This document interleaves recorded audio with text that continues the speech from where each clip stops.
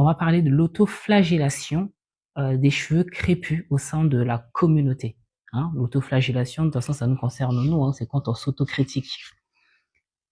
Pourquoi je parle de ça aujourd'hui? Parce qu'en fait, je tombais sur des images en fait d'une dame qui habite, je pense, je sais pas si c'est aux États-Unis, en Europe, ou un pays d'Europe, je sais plus lequel exactement.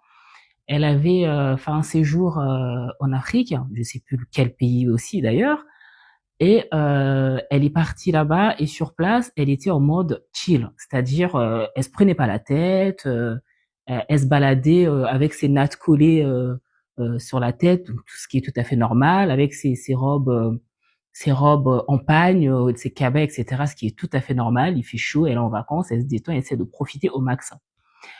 Mais la dame, elle avait posté un message en disant qu'elle se faisait critiquer par des personnes de son quartier, hein, notamment aussi les personnes de son entourage, parce que pourquoi elle se baladait avec des tresses collées comme ça sans se coiffer, parce que pour eux c'était pas une coiffure. Et on n'a pas arrêté de marteler, de la critiquer et de rappeler, de lui suggérer en fait que en fait faut te coiffer, ou encore fais-nous honneur, tu viens de l'Europe ou de l'Amérique, mets-toi une perruque, coiffe-toi, fais quelque chose parce que tu vas te balader comme ça.